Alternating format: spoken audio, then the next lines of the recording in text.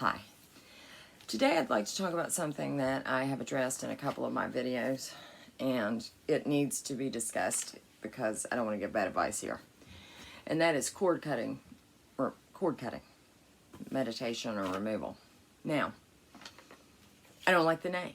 It is called cord cutting, you know, in the New Age or whatever community, and that's deceptive. Now, some teachers and gurus will actually tell you to, like, take a knife and cut the cords. You don't want to do that, okay? If you cut the cords, the root remains, okay?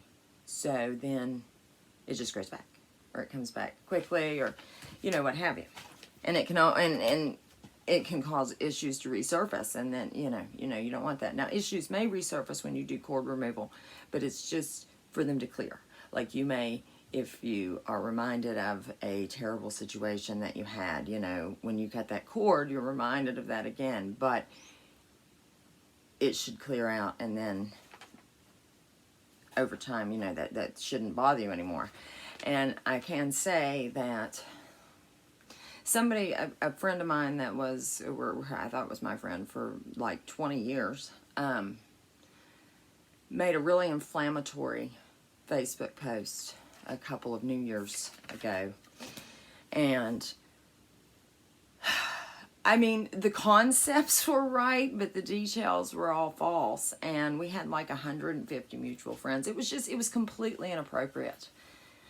You know, for someone that you were supposedly friends with for 20 years. Like, you know, she was mad because I said that her selling Thrive acted like an addict, and those people do. They're like, I can't get out of bed without my Thrive. But anyways, so she makes this hugely inflammatory post, and Facebook wouldn't remove it. I had to have 10 people report it for them to remove it, stuff like that. And so anyways, I've been having a really hard time forgiving this girl. I mean, I've tried everything, and I still haven't forgiven her all the way. However, after doing the cord removal, it has gotten a lot better. So I don't look at her in such a negative light, but it's just completely inappropriate.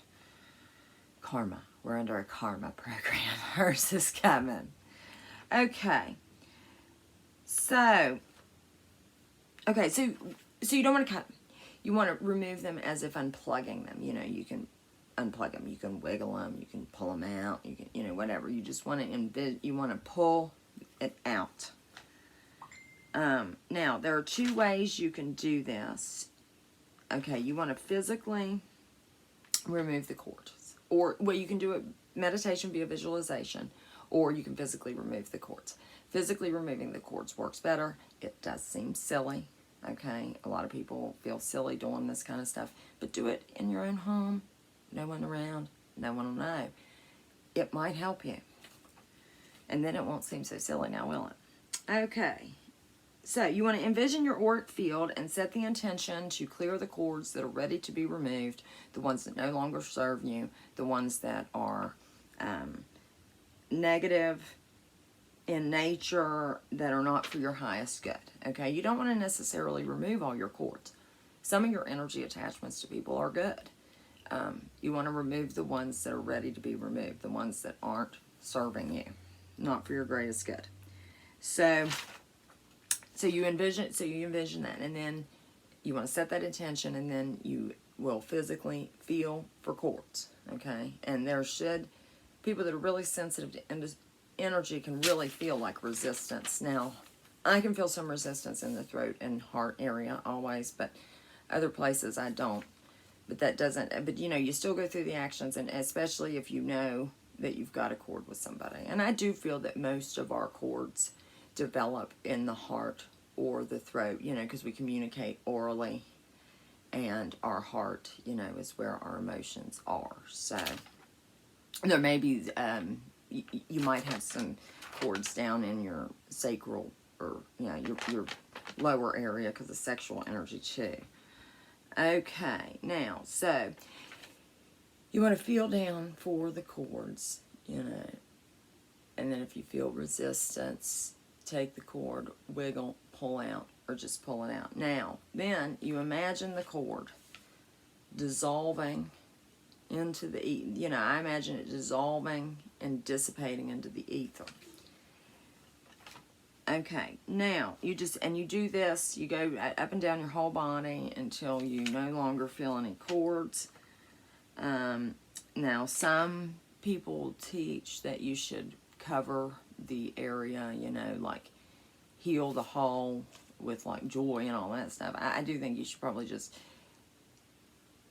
seal the area and fill it with positive energy after you're done. And then okay, so you can do the exact same thing with meditation, with visualization, but you know, it's virtually the same, but you're just envisioning all this in your mind. You're not actually physically pulling cords. You can envision your ready cords, imagine unplugging them and dissolving and dissipating them into the ether. And you can also imagine with the visualization, you can imagine that the cords, that the energy is transmuted into good energy before it goes back into the ether. I don't imagine that with the physical removal because I feel that's more draining. Now, a woman that I listen to and that I trust what she says, she also has been getting the message that we should cut all cords with all umbilical cords with all mothers for all lives in this matrix.